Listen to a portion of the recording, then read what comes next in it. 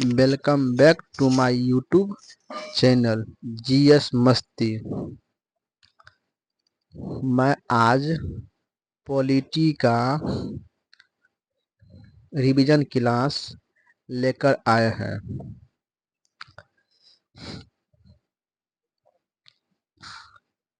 आपको इस चैनल पे पॉलिटी का रिवीजन क्लास मिलेगा देखने के लिए, वो भी हैंड राइटिंग नोट जो जगदेव सर के द्वारा तैयार किया गया है। अगर इस क्लास को आप कंप्लीट देखते हो तो मुझे विश्वास है कि आप पॉलिटी में अच्छे नंबर लाने की प्रयास करोगे। सबसे पहले हम बता दें, आज हम क्लास देखने जा रहे हैं। पहले हम लोग क्लास है ना यहाँ तक किए थे, 51 तक कर लिए थे।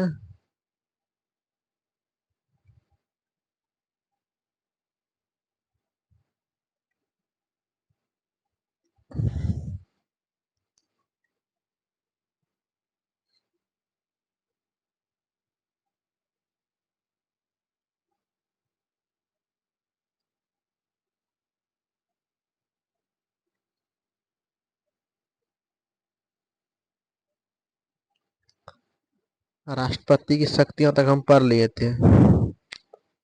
राष्ट्रपति की शक्ति देखिए, पिछले वीडियो में यहाँ तक हम कवर कर लिए थे। आज हम यहाँ से करेंगे स्टार्ट। जो आप देख सकते हो, राष्ट्रपति की कार्यपालिका शक्ति। चलिए तो हम वीडियो को हम स्टार्ट करते हैं। सबसे पहले में दिया हुआ है विभिन्न नियुक्तियां जो राष्ट्रपति करते हैं, जैसे कि प्रधानमंत्री की नियुक्ति राष्ट्रपति करती है, अनुच्छेद 75 में है। अन्य मंत्री की नियुक्ति अनुच्छेद 75 में है। सीजीआई की नियंत्रक एवं महालेखा परीक्षा की नियुक्ति अनुच्छेद 148 में है। फिर है महान्यायवादी अटॉर्नी जनरल ऑफ इंडिया की नियुक्ति अनुच्छेद 76 में है। कितने में है? अनुच्छेद 76 में है।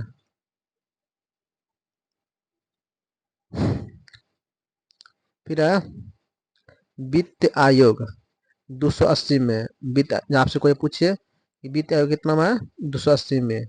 कि अध्यक्ष अन्य नियुक्ति कौन करता है? राष्ट्रपति करता है। यूपीएससी का अध्यक्ष कौन है? जान लीजिए, जितने भी बड़े बड़े पद के नियुक्ति कौन करता है? राष्ट्रपति। यूपीएससी का अध्यक्ष की नियुक्ति कितने है? अनुच्छेद 315 में। फिर है निर्वाचन आयोग अनुच्छेद 324 में। अध्यक्ष एवं अन्य नियुक्ति सूचित करता है। एससी यहाँ दिया हुआ है, एससी आयोग के अध्यक्ष की नियुक्ति कौन करता है? अनुच्छेद 338 में। जैसे नियुक्ति तो करता है, राष्ट्रपति करता है। फिर एसटी आयोग की अध्यक्ष की नियुक्ति कौन करता है? राष्ट्रपति करता है। अनुच्छेद 338 के ए में है। कितने में है? 338 के ए में। फिर है राष्ट्रीय पिछड़ा वर्ग आयोग की नियुक्ति किसमें करता है? अनुच्छेद 338 के बी में। कोई आपसे पूछे, जो होता है ना ओबीसी ना, जैसे ओ डी सी, इसका है ना की नियुक्ति कौन करता है? आयोग की नियुक्ति ये करता है, राष्ट्रपति करता है। कितना अनुच्छेद में है? 338 के बी में। अल्पसंख्यक एवं अल्पसंख्यक वर्ग आयोग की नियुक्ति कौन करता है? करता है राष्ट्रपति। राज्यपाल एवं उपराज्यपाल की नियुक्ति कौन करता है? राष्ट्रपति। राजदूत की नियुक्ति कौन करता है? राष्ट्रपति। फिर दिया हुआ है एससी बना उच्च न्यायालय। उच्च न्यायालय के मुख्य न्यायाधीश तथा अन्य न्यायाधीश की नियुक्ति कौन करता है? राष्ट्रपति करता है। अनुच्छेद 124 में। उच्च फिर से रिवीजन करते हैं। अनुच्छेद उच्च न्यायालय के मुख्य न्यायाधीश एवं अन्य न्यायाधीश की नियुक्ति कौन करता है? राष्ट्रपति करता है, अनुच्छेद 124 के तहत। फिर दिया है हाई कोर्ट मतलब उच्च न्यायालय के मुख्य न्यायाधीश एवं अन्य न्यायाधीश की नियुक्ति कौन करता है? ये करता है राष्ट्रपति, अनुच्छेद 217 में 217 में। फिर है जनजाति क्षेत्र, अनुसूची जनजाति क्षेत्र घोषित करने का अधिकार किसके पास है? यह राष्ट्रपति के पास। फिर नोट में दिया हुआ है मुख्यमंत्री की नियुक्ति राज्यपाल करता है। डिस्ट्रिक्ट डीसी के अन्य न्यायाधीश की नियुक्ति कौन करता है? राज्यपाल करता है। डिस्ट्रिक्ट कोर्ट के है ना।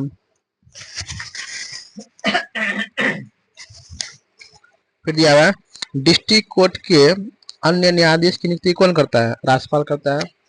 महाधिवक्ता जिसे हम लोग बोलते हैं जज, महाधिवक्ता की नियुक्ति कौन करता है? राज्यपाल करता है। कौन करता है? राज्यपाल। फिर दिया हुआ है राष्ट्रपति के विधेयका शक्ति मतलब विधेयका शक्ति लोकपाल एवं राज्यसभा, लोकसभा एवं राज्यसभा। अनुच्छेद 80 के 1 में है राज्यसभा में राष्ट्रपति के 12 सदस्य होते हैं। पहला है यह ना मतलब कि कहाँ से लिया गया है? आयरलैंड से लिया गया है। कला के क्षेत्र में, समाज सेवा सेवी में, साहित्य में, विज्ञान में। फिर है अनुच्छेद 331 लोकसभा में 2 एंग्लो इंडियन राष्ट्रपति द्वारा मनोनीत समाप्त। अनुच्छेद 104वां संविधान संशोधन 2020 में 2 एंग्लो इंडियन है ना राष्ट्रपति का मनोनीत करता है। कब करता है? 104वां संविधान संशोधन 2020 में। फिर है 104वां संविधान संशोधन के तहत एससी और एसटी का आरक्षण कितना है? 10 वर्ष बढ़ा दिया गया है। मतलब एससी है ना, एससी और एसटी का आरक्षण चलता किसमें है? 104वां संविधान संशोधन में। फिर दिया है अनुच्छेद 85 लोकसभा सत्र का आराहुत। फिर है लोकसभा का सत्रवाहन। फिर लोकसभा सत्र भंग कौन करता है? राष्ट्रपति करता है। मतलब लोकसभा की जितना भी होता है ना सभापति या उपसभापति सब किसके पास होता है? कंट्रोल होता है, वो होता है राष्ट्रपति के पास। फिर दिया हुआ है नोट में लोकसभा सत्र के बीच में स्थगन लोकसभा अध्यक्ष करता है। लोकसभा सत्र के बीच में स्थगन लोकसभा अध्यक्ष करता है। फिर दिया है अनुच्छेद 111 राष्ट्रपति का वीटो शक्ति। अनुच्छेद 111 में राष्ट्रपति की वीटो शक्ति। वीटो शक्ति के तहत 3 कर्म होता है। पहला है विधेयक पर अनुमति दे देना, विधेयक को पूर्ण विचार के लिए भेज देना, विधेयक को अपने पास सुरक्षित रख लेना। ये किसके पास होता है? राष्ट्रपति के पास।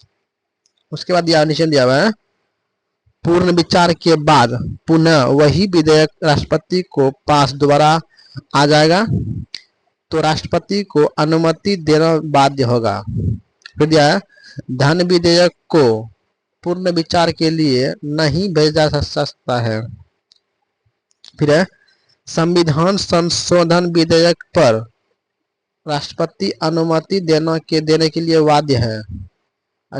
24वां संविधान संशोधन 1971 वीटो शक्ति मैंने वीटो कितने इसमें है? अनुच्छेद 111 में। फिर है वीटो